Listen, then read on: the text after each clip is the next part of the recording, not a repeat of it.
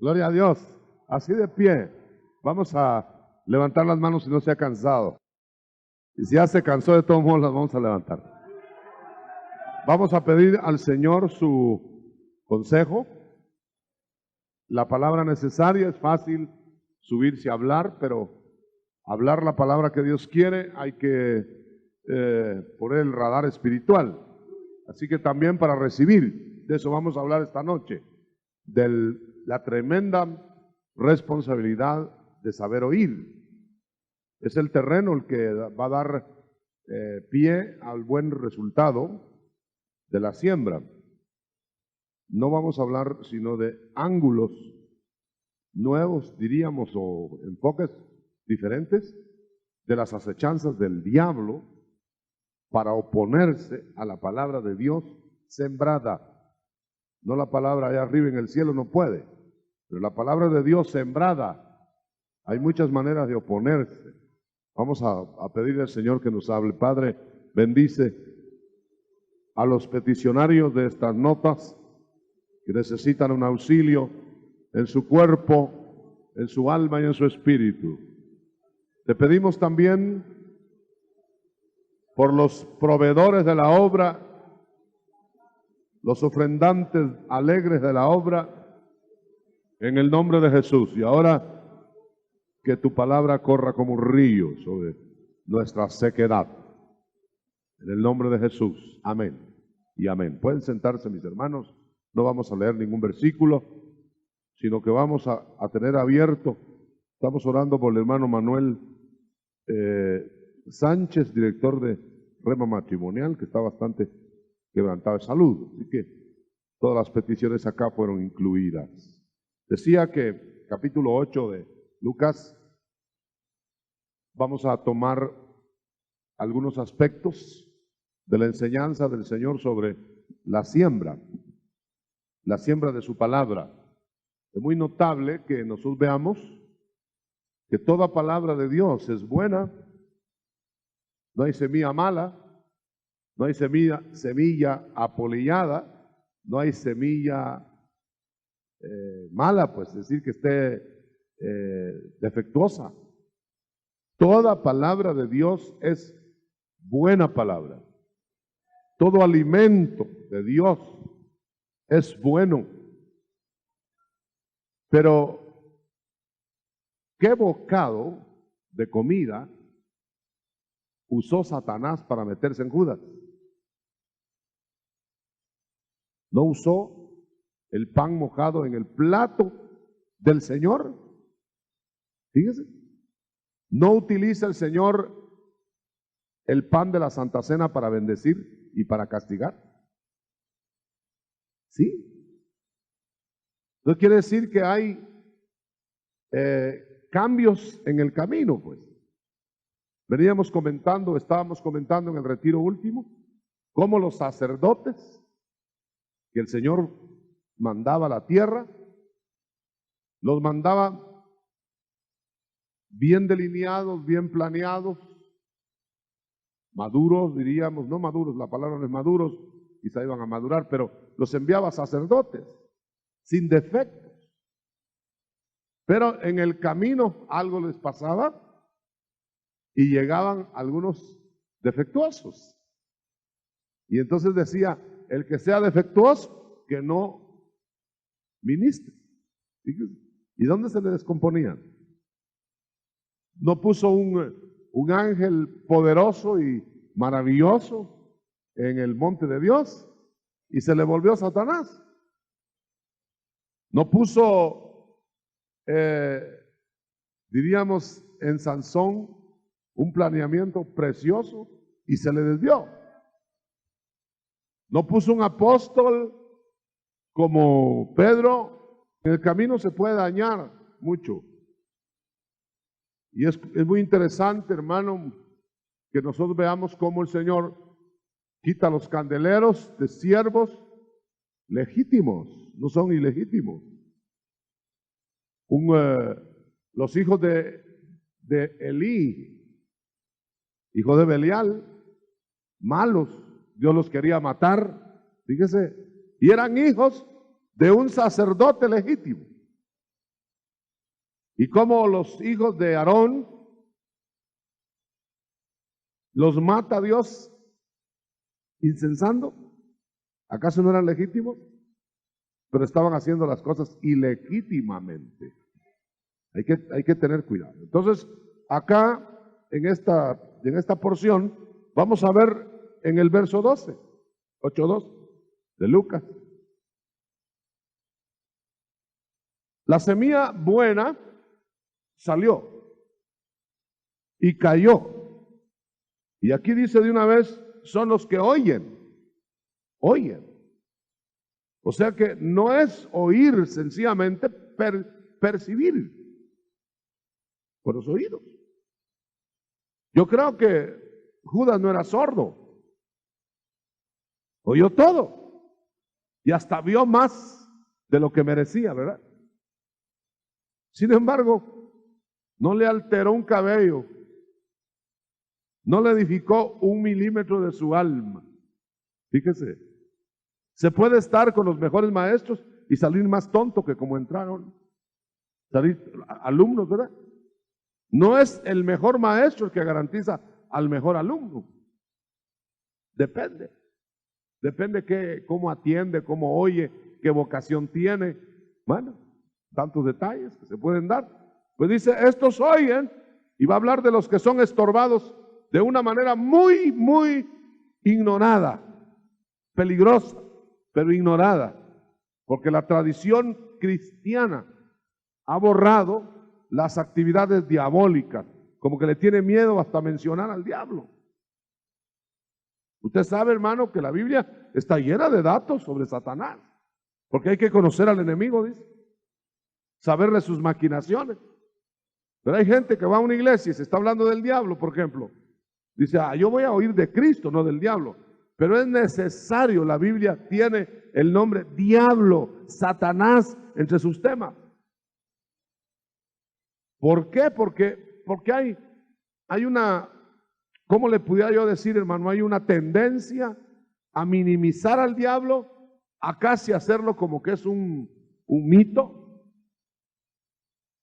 Hay gente que hasta se burla del diablo y dice, debe ser con cachos y cola y que el diablo es real. Entonces, porque el verso vamos a hablar de eso, en ese verso. Y fíjese que una de las trampas más peligrosas que hay en la vida cristiana es el acecho del diablo. Pero cuando estoy diciendo diablo no me refiero necesariamente al personaje ese. Podrían ser sus poderosos servidores, sus huestes que tiene, espirituales. Pero sí me estoy refiriendo a lo espiritual. Enemigos que no se ven, enemigos que te pueden estar trabajando la mente sin que te des cuenta que es el enemigo. Por ejemplo, aquí dice, esa semilla cayó junto al camino, pisoteada y todo, ¿no? Y dice, son los que oyen, y luego viene, de una vez lo dice, el diablo. Espíritus. Cuando está uno acostado o recostado, qué sé yo, descansando, se le meten pensamientos que no son de uno, hermano, y no de edificación. Pensamientos concretos que te quieren derribar. Dudas. A mí me contaba una persona, nomás entro a la iglesia, me dijo, y empiezo a pensar en cosas contrarias. Y otro más me dijo, pongo el pie en la iglesia y ya voy dormido casi. No lo dudo, le dije. Tiene muchos compañeros. Pero yo sé que hay gente que se duerme de cansada, hermano. Trabajó de noche, qué sé yo. Pero hay acecho de sueño estorbativo, diabólico. Sí, porque el diablo estorba la palabra.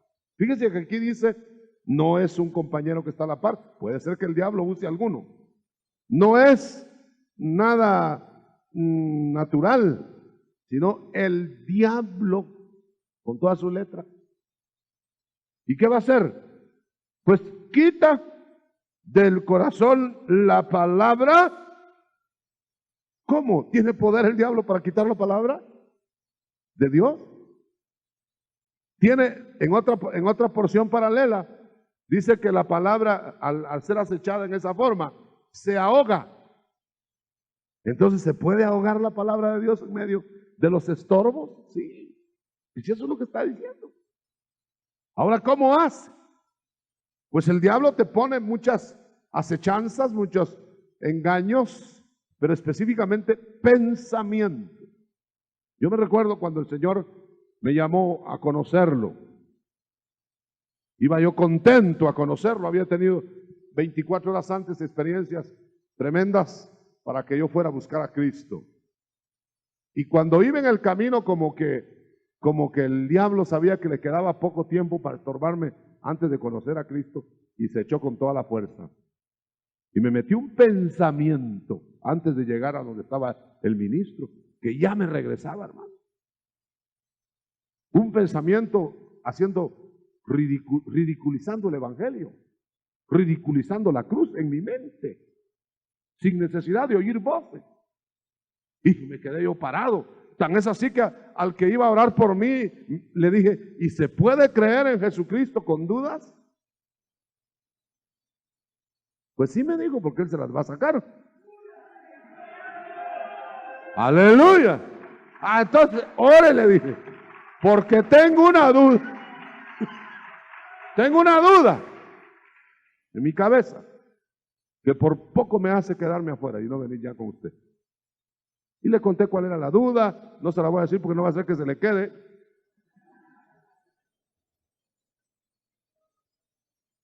Y yo experimenté y he experimentado a través de mi vida, y usted también, aunque no lo cuente, las acechanzas a la mente de Satanás. El afán es arrancar la palabra. Que aquella palabra que le dio gozo, que aquella palabra que le hizo sentir fuerza especial, sea arrancada. Y vuelve usted a la dura realidad de la vida. Vuelve usted a echar fuera lo que ya tenía con todo gozo. Porque muchas veces se recibe con gozo la palabra. Dice, ya encontré, ya di con la verdad, qué alegre. Y otro día amanece uno como que le hubieran sorbido el alma. Ahora lo que a mí me asombra, cómo Dios permite que según sea el terreno que nosotros pongamos, así va a haber oportunidad o no para Satanás de arrancar la palabra. Palabra de Dios. Imagínense llegar con oratoria humana, llegar con convencimientos humanos. Eso no, el diablo ni siquiera lo arranca, eso se vuela solo. A los 5 minutos no tiene nada de lo que oyó. Pero aún la palabra de Dios, sembrada por el machucar, por el pisotear del camino, es arrancada. Y esos que pisotean en la semilla, porque está en el camino, junto al camino, todos pasan por encima.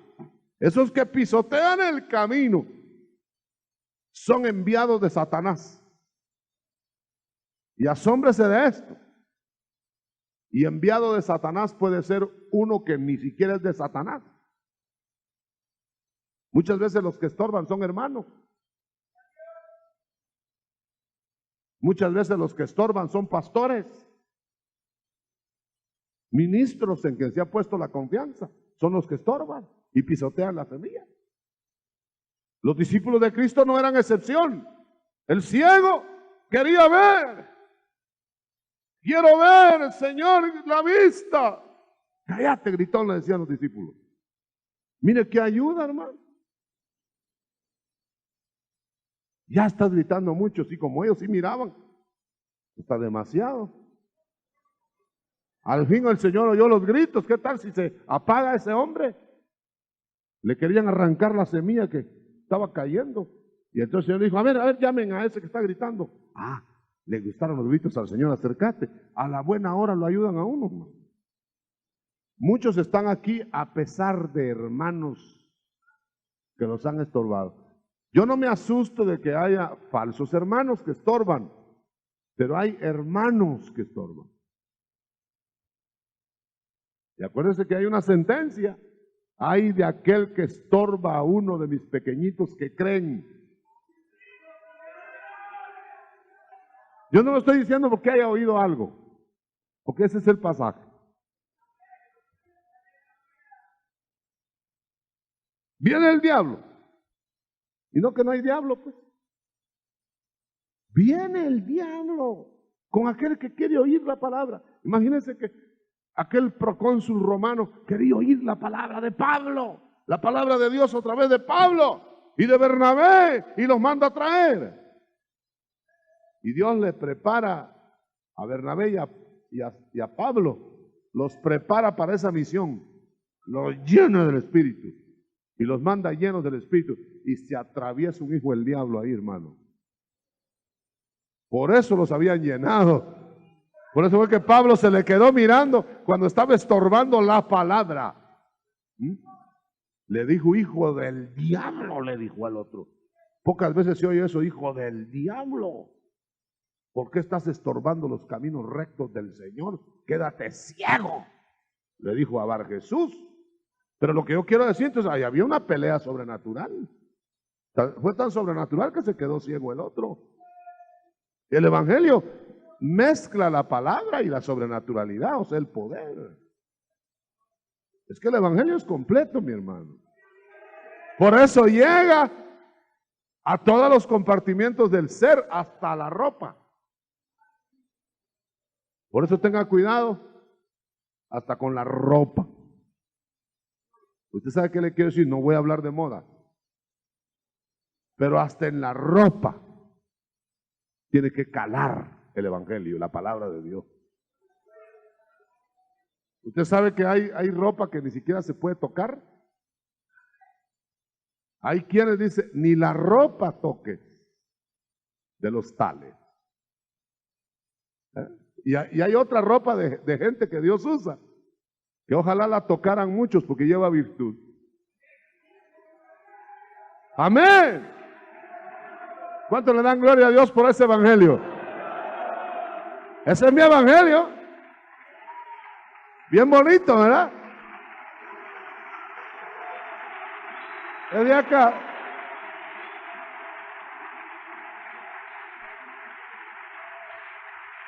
Gloria al Señor. Hay muchos que me dicen, ese su Evangelio no me gusta, me dice. ¿Cuál? Le digo yo. El suyo. ¿Cuál es el mío? Y tengo que decir, llegar al fin de tanta discusión, que resulta que el mío está aquí y el de ellos no. Un hermano dice, hereje o no hereje, pero ¿comparado con qué? Con los que vienen a discutir. Es decir, ¿a quiénes se comparan ellos? Ahora, si es comparado con la palabra.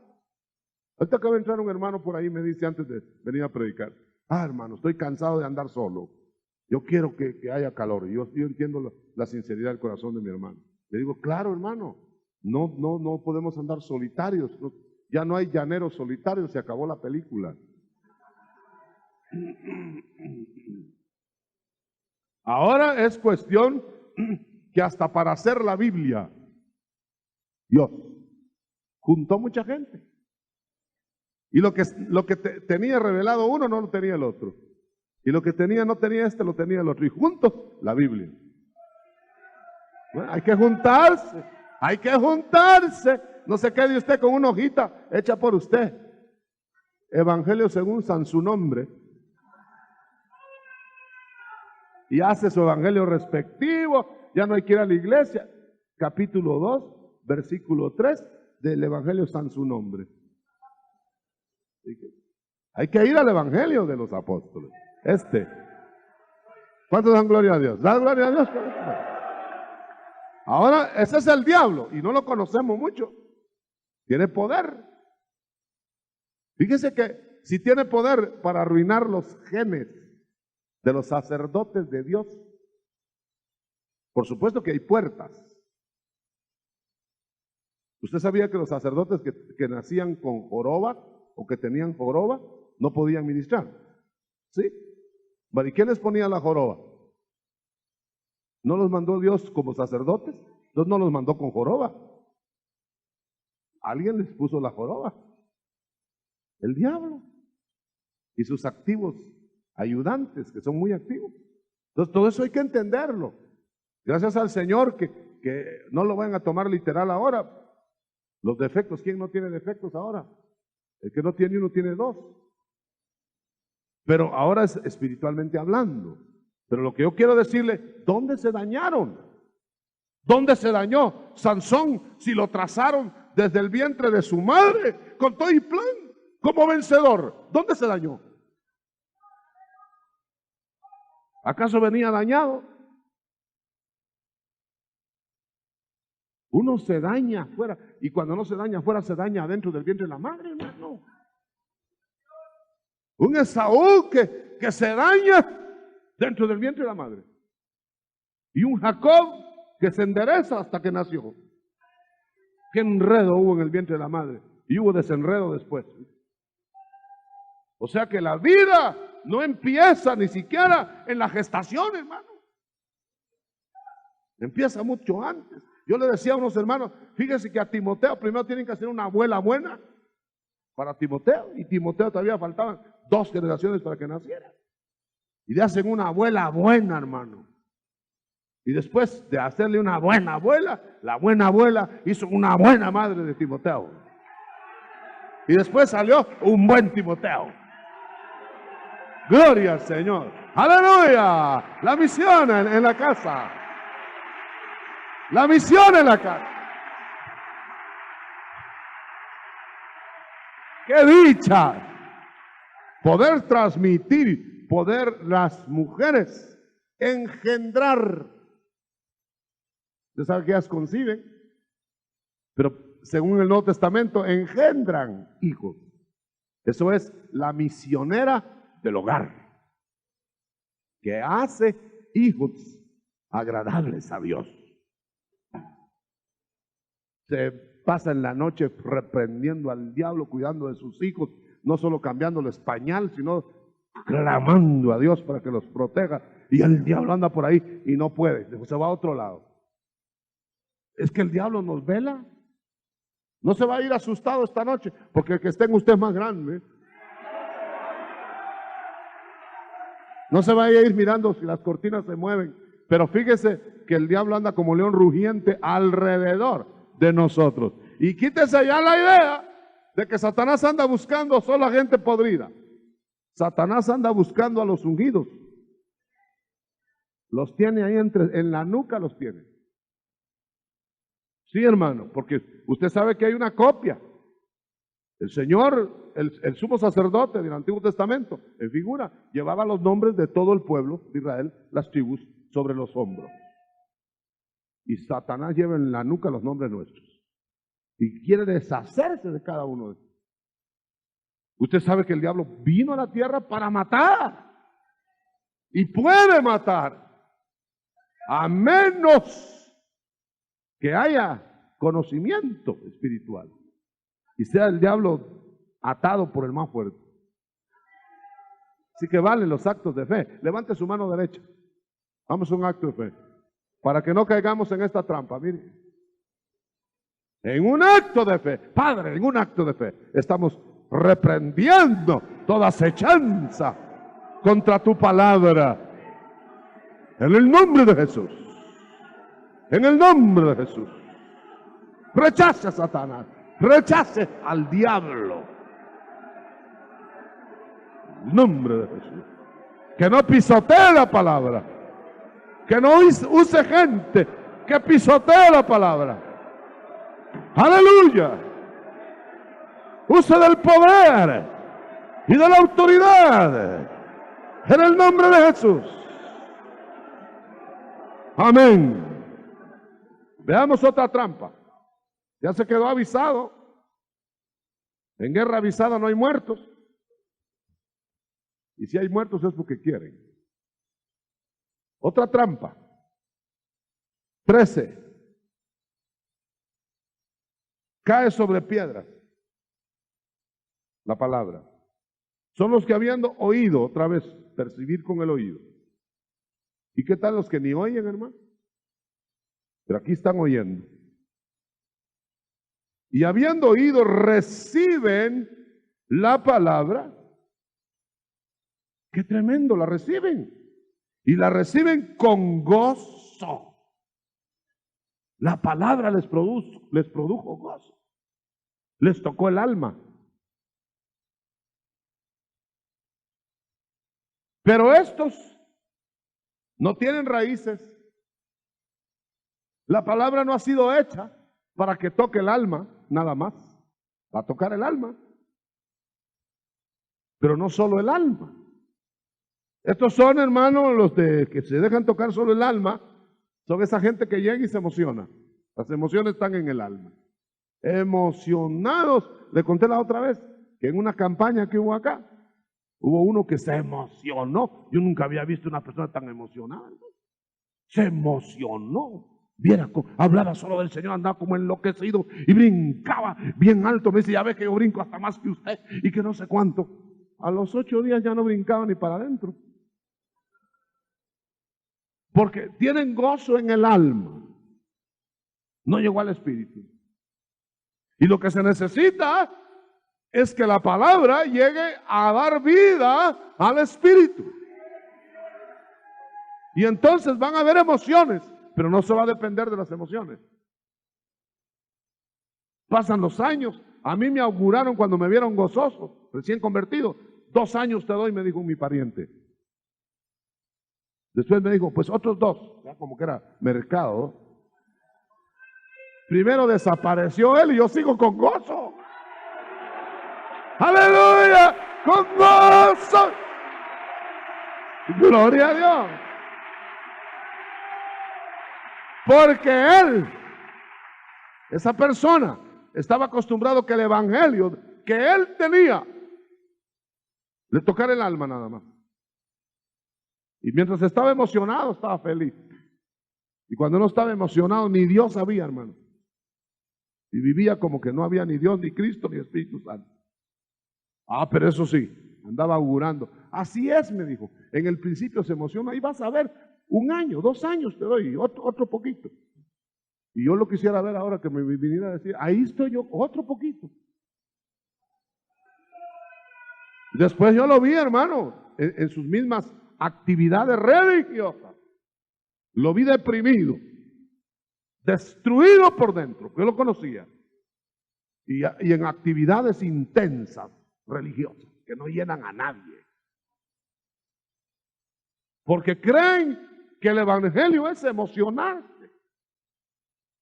Que el evangelio es como ir a ver una película. Y está buena la cosa, emocionado. Después está mala la cosa, ahí están deprimidos. Después hasta con un nudo en la garganta, si no se está muriendo ninguno ahí, bien pagados están esos.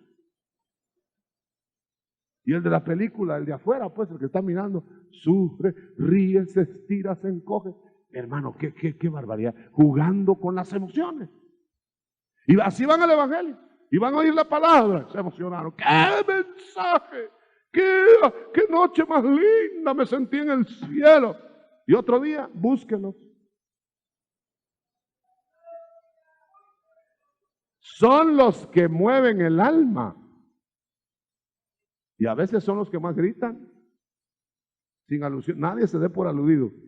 Ojalá que todos los que gritan aquí o que gritamos aquí, gritemos porque el Espíritu está hirviendo. Amén. ¿Sabe usted que las emociones tardan hasta que se acaban? Y se ponen pálidos y salen huyendo. Pero las convicciones del Espíritu, la vivificación del Espíritu, es una resurrección. Y como ahí hay muerte a la carne, ¿verdad? Tiene que haberla. Pero muerto, pero si lo quieren enterrar, como no está bien muerto, se sale porque no puede respirar. Pero vaya a ver usted si un muerto que está bien muerto se sale. ¿Verdad que no? Y el Señor nos quiere que nosotros muramos a todo eso y que ya no respiremos para eso. Y entonces vamos a aguantar la sepultura. De otro modo, le hacemos un hoyo ahí y respiramos. Como las ballenas que tienen que salir a respirar y después se meten otra vez. Hay cristianos ballenas, ¿sí? Cuando está alegre la cosa, ahí están respirando. Y cuando se sumergen, ahí están pálidos porque hay que salir a recoger oxígeno. No, aquí no hay ninguno así, no tenga pena. Ahora vamos a ver qué más. Dice, oyen, reciben la palabra, no tienen raíces, creen por algún tiempo, pero en el tiempo apretado, en donde el alma no funciona, en el tiempo difícil, cuando no tienen victorias visibles, cuando ni un dolor de cabeza les ha quitado el Señor, cuando están enfermedad y enfermedad y prueba y lucha, y los de enfrente que no tienen ni a Dios engordando. Sí, hermano. A David no le decían cuando estaba en el palacio con victorias, ¿dónde está tu Dios? Porque era evidente dónde estaba. Se lo decían cuando estaba en derrotas, cuando estaba asediado, cuando hasta sus hijos se le volteaban en contra y lo perseguían y lo querían botar, cuando un hermano mataba al otro de la familia, le decían, ¿dónde está tu Dios? Y no, que tienes un Dios poderoso. Y David tenía que decir, sí, pero ¿por qué no actúa? Pues no sé. Él tiene su plan. No, pero ¿dónde está? Mira, nosotros, hermano, es peligroso cuando un ungido da puertas. Fíjense que otra vez el Sansoncito que está de moda, lo tenían rapado y él tenía que conservar pelo largo de parte de Dios. Lo cogieron ciego, hazme reír. Pero ¿cuál fue lo más tremendo? Que cuando lo llevaron al templo del dios falso Dagón, lo que cantaban alrededor de él era, Dagón venció a Jehová.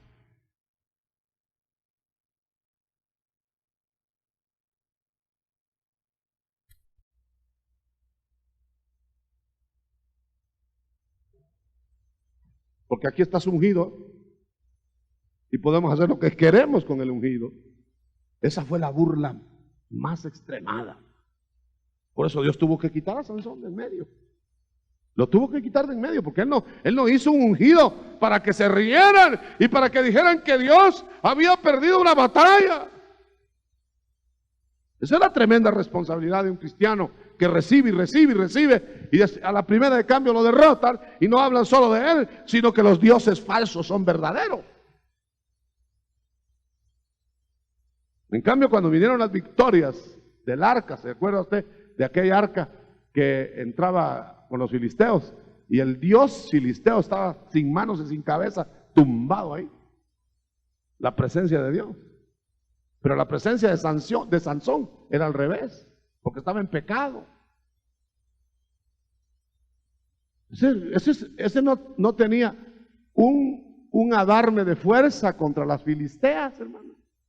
Era ver una filistea y se descomponía. Y era ver un filisteo, le quitaba hasta las muelas, la muela cordal. Mataba filisteos, victoria y victoria. Veía una filistea, esa era su debilidad. Gozoso cuando estaba en victorias con los filisteos.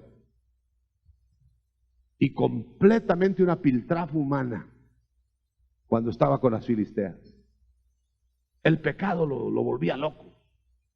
Las mujeres lo volvían loco. Ese hombre debían de haber llevado a vivir a una isla donde viviera solo hombre. Y ahí se hubiera descompuesto también. ¿Me estoy explicando?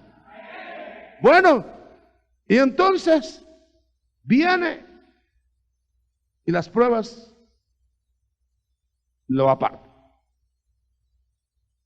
Pero la que cayó entre espinos. Estos son los que oyen. Otra vez, oyen. Fácil es oír si tenemos dos oídos. Pero yéndose, separándose, apartándose del calor, quitándose de la comunión de los hermanos, porque se vuelve aquello como una rutina y se cansan, ya no hayan hasta aburrida la vida cristiana. Hermano, yo siento lástima por la gente que haya aburrida la vida cristiana y tiene que estar viniendo acá por un compromiso, o porque la señora les dice que se va a divorciar si no vienen, o viceversa. Yo tengo lástima pues, porque debe ser aburrida la vida que llevan. Menos mal que aquí no hay ni uno, pero por si acaso. Yéndose después de oír, son ahogados por los, léalo bien, los afanes. En otra palabra, en otra porción dice, los afanes de este siglo. Como subió el azúcar, subió todo, hay que vivir trabajando hasta caer muertos. Y yo no digo que no se sea diligente, pero si los afanes de este siglo te ahogan, ya no vas a tener lugar para la palabra de vida. O la vas a oír como oír llover. Si Faraón, que es un hijo del diablo, era un hijo del diablo, todavía es. Se entendió bien esa treta de su jefe. Y cuando Israel estaba oyendo la palabra de verdad a través de Moisés, les puso cargas. No les dijo no oigan a Moisés, pero que trabajen horas extras todo el día, para que no atiendan a la palabra de Moisés. Entonces es treta del diablo usar a sus faraones para que lo tenga uno como esclavo mañana, tarde y noche. Si uno no vino aquí de labrador, vinimos de jardineros de Dios. Pero como nos trasladamos a labradores del enemigo, ahí está el problema, hermano. Ay, dice fulano por ahí, yo no tengo tiempo de ir a la iglesia, hermano. Pero tiene tiempo para arreglarse las uñas, tiene tiempo para leer el periódico, para comer también tiene tiempo. Alguien me dijo, yo no puedo leer la Biblia, mira que no me alcanza, pero no deja de comer lo físico. Siempre le hace tiempo, porque uno le hace tiempo a lo que le interesa. A mí me gustó mucho lo que dijo un hermano una vez. ¿Cuánto tiempo tiene cada uno cada día? 24 horas, me dijo. ¿Cierto o no? Porque no tiene alguien 25, ¿verdad? Ni alguien tiene un día por ahí de 23 horas. Pero depende cómo uno distribuye el tiempo. O va a tener o no va a tener tiempo para Dios. Depende qué prioridad le va a dar a la atención de Dios. Si le da atención a Dios, de las 24 horas tiene que sacar el tiempo. Ahora, si ya la ocupó en otra cosa, problema suyo. Problema suyo. El que busca a Dios intensamente tiene las mismas 24 horas que el que no la busca. Seguro que sí. Ahora vamos a ver, espérese, todavía no nos vamos. Los afanes, pero yo creí que los estorbos eran nada más los que molestaban. Hay algo peor que el estorbo, que el apretón, que es las riquezas. Aquí está. Pero yéndose son ahogados por los afanes, solo trabajando, hermano, por las riquezas. Yo tenía un vecino hace tiempo, no ahora. Solo él y su señora nunca tuvieron hijos. Trabajaban, hermano, que yo no sé cómo aguantaba. Trabajaban el uno y el otro y se iban, hacían de todo. Bueno, y va a guardar su dinero, y va a guardar su dinero. ¿Para qué? Si con lo que tenían ya era suficiente, hermano. Matándose y matándose. El uno murió de infarto y el otro de la cólera. Nadie murió de amor. Ahora, note usted, ¿a quién le dejaron todo? Ahí está el problema. Y deje a quién se lo dejaron. No lo saborearon. Como jornalero salía todos los días. Porque hay un afán, hermano.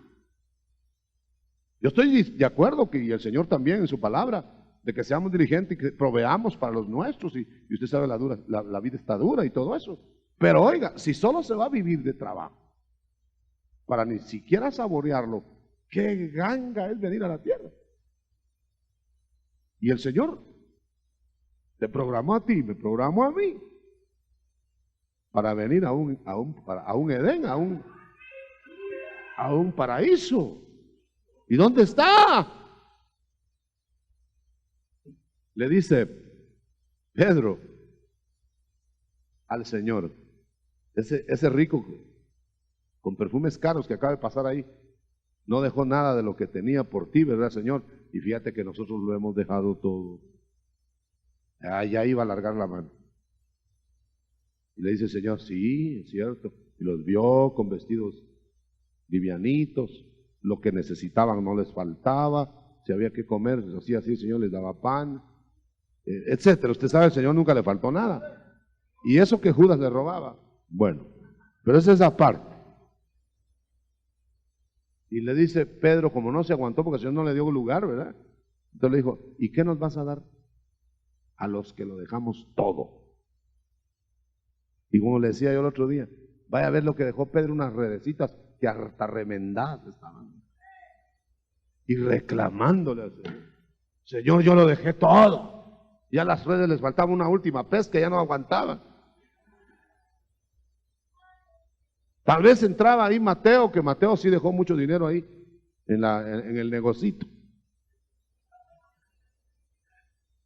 En la maquinita de hacer billetes. Bueno, ahí. Ahora note. ¿Y el Señor qué le contestó? ¿Acaso le dijo el Señor, interesado Pedro? No. Le dijo, Pedro, el que haya dejado todo por mí, tendrá 100 veces más aquí y allá. Entonces está ofreciendo un evangelio que te va a gratificar aquí. Allá, pues claro, allá vamos a estar con la sonrisa de oreja a oreja viendo todo lo que vamos a tener, pero aquí estamos tronándonos los dedos. 100 veces más. Y algunos han cogido el trato al revés. 100 veces más. Dejé una casa, 100 casas. Ese sería trueque y negocio. El Señor está diciendo, te voy a dar 100 veces más de lo que vale tener aquí. Y por supuesto no te va a faltar nada, pero lo que vale tener es la satisfacción de saborear lo que hay. Lo dice Eclesiastés. La grandeza de Dios no está riqueza, porque hay impíos que tienen riqueza, sino dar la gracia de tenerla y poderla disfrutar. La de Él. ¿Sabe usted de Rockefeller, verdad?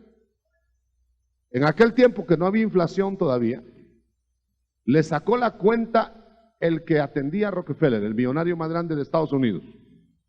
Le sacó la cuenta de lo que gastaba en el día, después de acumular millones, porque solo vivía trabajando y haciendo cuentas y trabajando hasta el pelo se le cayó, hermano. ¿Y sabe cuánto terminó gastando diariamente en comida? 39 centavos. En aquel tiempo, ahora serían, póngale $39 pues, diarios. Ahora, ¿sabe por qué? Porque tenía una úlcera que no podía comer de nada. Entonces el del millonario mandaba a traer las comidas más sabrosas, todos los demás se las comían. Y él, como el chinito, milando nada más. En cambio, el que el Señor bendice tortilla con sal, ¡qué sabrosa! Y vámonos, tráiganse otra, y tráiganse otra. Y ahí lo ve usted, ¡aleluya! Es cierto, hermano, es cierto. ¡Aleluya! ¿Quién come mejor que el sano? El que tiene apetito. Es más importante que usted vaya a la mesa y no mire lo que hay, sino si tiene apetito. ¿Me estoy explicando, hermano? Bueno, entonces seguimos. Ya vamos a terminar. Ya se nos fue el tiempo. Bueno. Dice ahora, en ese mismo pasaje, las riquezas. Ya hablamos, ¿verdad? Y luego dice, los placeres de la vida. ¿Cuál fue el problema del rico y Lázaro? Más bien del rico. No que era rico, porque ya acabamos de decir que el rico también entra, porque es obra de Dios, no de los hombres. Pero ¿cuál fue el problema del rico que estaba sufriendo en el Hades? Que solo pensó en placeres del alma. Para el espíritu no sembró nada, no colocó nada. Solo el alma y el alma. Ese vivía de banqueteo en banqueteo. Ese se olvidó de todo lo demás, se olvidó que había vida eterna, hermano. Y fue a parar ahí, porque le atrajo el placer momentáneo. En teniendo un placer momentáneo, le pasó la de los ángeles. O los hijos, aquellos hijos de Dios, que se metieron con las hijas de los hombres. Da la impresión en ese versículo, capítulo 6, versículo 1 al 4 o al 6, que los ángeles, y en Judas lo dice también, que estaban en una posición casi, no casi, de inmortalidad, y tenían una habitación excelsa para controlar, qué sé yo, qué era la tarea de ellos. Y en eso van viendo mujeres en la tierra, fíjense. Y era otra carne, no era la de ellos. Y allá van, hermano. Allá van. Y sabían que si dejaban su dignidad, perdían la oportunidad con Dios. Pero con tal de pecar un rato, de probar el placer, bajaron y dejaron su cuerpo, dejaron su habitación y se metieron con carne extraña, dice. Y cuando quisieron regresar ya no pudieron, porque eran mortales. Por eso dice la Biblia que Dios hizo a sus criaturas dioses, inmortales, pero se bajaron a hacer las cosas de lo temporal que ofende a Dios y se volvieron mortales. Y los hombres les pasó lo mismo, porque para los hombres no había muerte ni había infierno. Amén. Y todavía hay algo más. Los placeres de la vida les evita que lleven fruto, dice aquí. O sea que la palabra está ahí, pero no la pueden hacer efectiva, como aquel que tiene un montón de cheques, pero no los puede cambiar. ¿De qué le sirven esos papeles? ¿Verdad que no le sirven de nada? Entonces ahí están los placeres de la vida, las riquezas, los afanes, pero no llevan fruto. No hay tiempo para esto, no hay tiempo para siempre que sea para Dios, no hay tiempo. Fíjese bien que una persona que no es espiritual siempre recorta tiempo de Dios y no de él. No puedo ir no voy a ir a la iglesia hoy. Como que eso es lo de menos, ¿no? Pero sí no deja de ir al trabajo. Hasta con la enfermedad por acá y ahí está en el trabajo. Un pañuelo tras otro, ahí está en el trabajo. A la iglesia nada más hay frío como hoy y dice ya no voy. Aquí mire, está lleno, de todos modos. Gracias a Dios. Gracias a los soldados de invierno y de verano, ¿verdad? Yo me asombro aquí, hermano. Hay huelga de camionetas y de todos modos, ¿y cómo hacen, hermano? Yo me quedo asustado. El otro día venía yo un poquito deprimido, rara vez, se lo confieso. Muy raro. Pero venía yo un poco así, como quien dice, apagado. Y vi una hermana que tenía impedimento físico, venía corriendo. Me dieron ganas de entrarme a mí a golpes, hermano. Porque yo ahí venía así, y la otra hermana, que ni siquiera tenía sus dos piernas, ahí venía corriendo para acá. Y dije yo, ya, me dio vergüenza, porque le hacemos tiempo a Dios. Pretexto buscamos para andar en esto. Que la niña no se tropezó en la calle, fiesta para Dios. Bueno, un culto para darle gloria a Dios. Que se recibió y aunque sacó malas notas, de todos modos un culto. Si perdió, para consolarla, otro culto. Aleluya. Pretextos le buscamos a la vida para platicar con el Señor, porque nos interesa. Gloria a Jesús. Amén. 15. Esta semilla, la misma, cayó bien en buen terreno. Y oiga esto, el buen terreno es el corazón recto. No está hablando de que esté ya salvado. Recto quiere decir sincero, abierto, recto, con corazón bueno y recto, retienen la palabra oída. En otra porción dice, habiéndola oído, la entienden. Entienden la intención de la palabra y no la sueltan, la aman. Y se salvan, fíjense. Y Dios hace el resto. Porque eso es lo que quiere nada más, es que seamos sinceros. Ten piedad de mí, sé propicio a mí, sincero. Y no, Señor, te doy gracias por las grandes victorias. ¿Cuáles?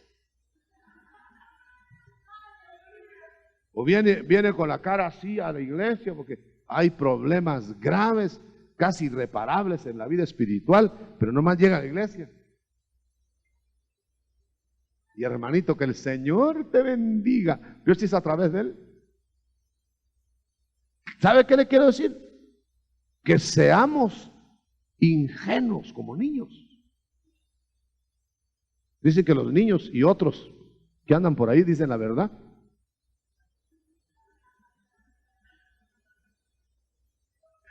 ¿Verdad?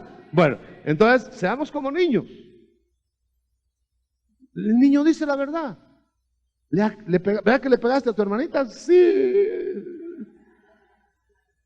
En cambio nosotros, hermanos, a saber a cuántos tenemos muertos espirituales ahí y no hemos hecho nada, por si acaso lo ofendí. ¿Verdad que cómo somos de enredados? Dios hizo al hombre recto y él se ha buscado muchos enredos. Y después, Señor, ya no puedo salir. Allá está el Señor desenredando. Pero el peor delito que puede cometer es que si está enredado, no tener la sencillez y la humildad de corazón de decirle, Señor, auxíliame. Si Pedro no le pide, si por algo lo dejó hundir el Señor en el agua, ¿acaso no sabía que se iba a hundir? Pero no lo auxilió antes de hundirse porque no tenía necesidad. No evitó que se hundiera porque quería que le clamara, reconociera su inutilidad, su falla. ¿No ve que le dice? Hay palabras a veces que parecen ociosas y no lo son. ¿Qué quieres que te haga, ciego? Era obvio que quería la vista. ¿Pero por qué? ¿Qué quieres que te haga? Para que se lo dijera, que supiera él cuál era su necesidad. Gloria a Dios, hermano. Le dice, ¿quieres ser sano? Al que tenía 38 años de estar buscando sanidad. Y le dice, ¿quieres ser sano? Mire qué pregunta, hermano. Yo cuando la leí la primera vez dije, esa pregunta no, esa pregunta sobra ahí. Que sobraba era yo porque el Señor no se podía equivocar. Y examinando bien la pregunta, era que el Señor quería que mostrara su deseo, pero de una sanidad de él, no del agua. Le estoy hablando del paralítico aquel. Mire, cuando el Señor le decía, ¿quieres ser sano? Es que no hay quien me meta. Si no, le estaba preguntando que si no tenía compañía, hermano. Señores, que fíjate que cuando ya me meten al agua, es que ¿quieres ser sano? Él está diciendo, ¿puedes creer que yo te sane? No, en otras palabras, no, es que el agua es la que sana. No, porque no ha bajado el ángel. No, ¿verdad que no somos precisos, hermano? Por eso a veces no recibimos nada. Que llegue un muchachito suyo que le diga, le agarre ahí las piernas, papá o mamá, ¿qué quieres, mijo? No sé. ¿Qué le dan? Y lo quieren mucho, ¿verdad? Le dan su empujón para que se vaya para allá, a otro lado. ¿Verdad que sí? Entonces hay que saber pedirle al Señor, ¿qué quieres que te haga? ¿Qué quieres? A veces no sabemos ni qué queremos. No sabemos ni qué queremos. Si le ponen a usted las prioridades, hasta hay cuentos y anécdotas. Si le ponen a uno las prioridades, hermano, pues que le dijeran esta noche, pongamos una hipotética. No tiene apoyo bíblico. Haga solo una petición. ¿Cuál haría?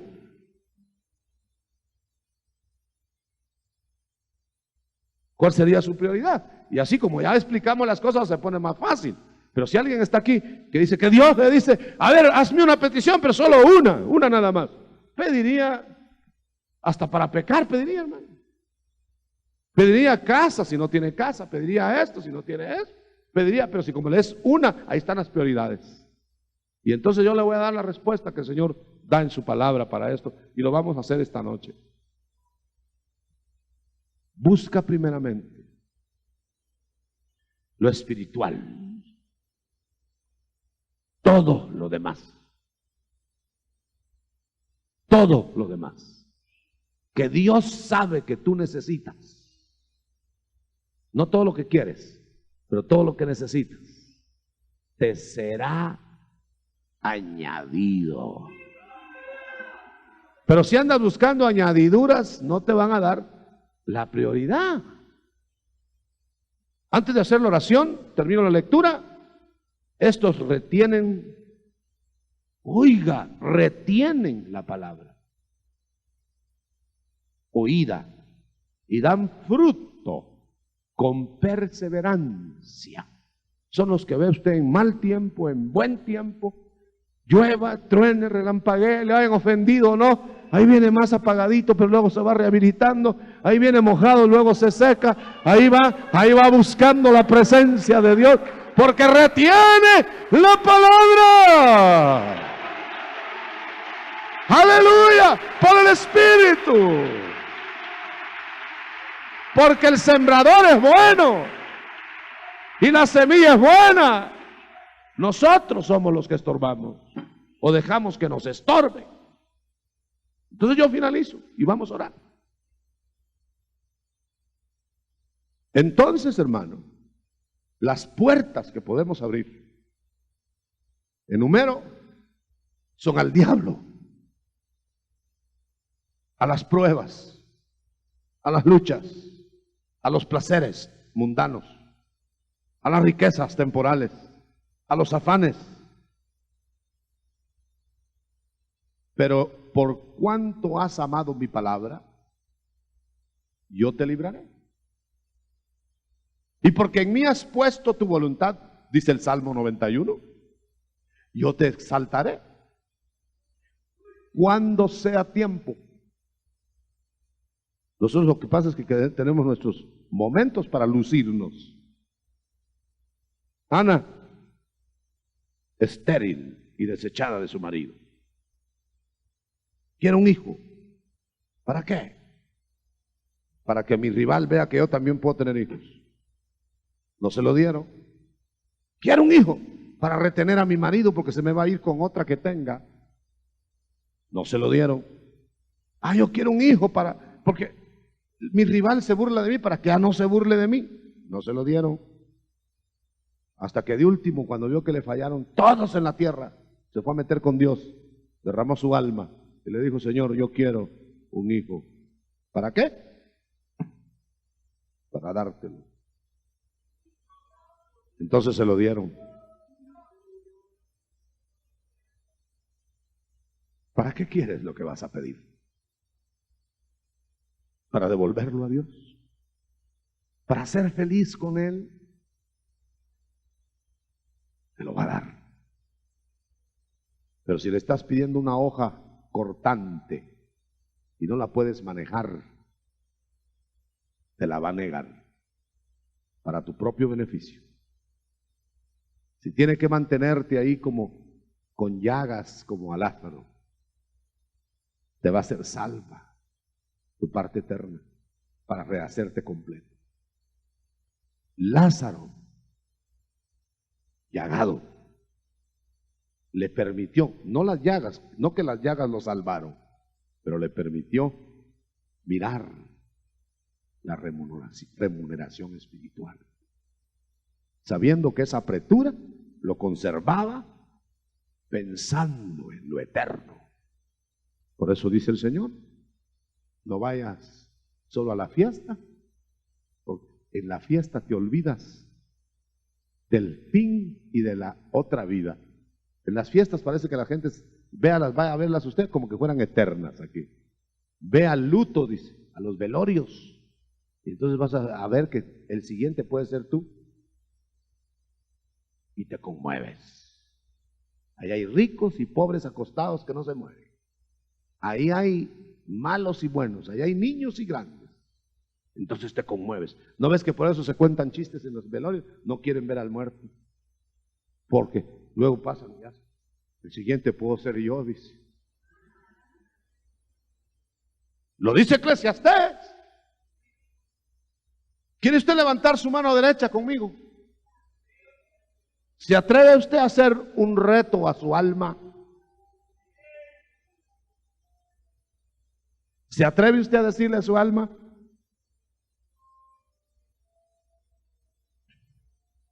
No te enredes, alma. No te dejes arrebatar la regeneración.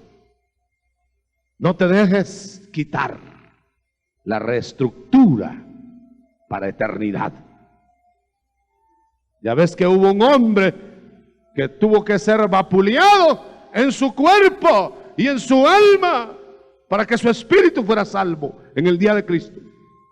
Con su mano levantada, vamos a ministrar de parte del Señor el equilibrio, la vida renovada, la vida de victoria que Dios quiere que tengamos. La vida que realmente te va a ser factible saborear aquí.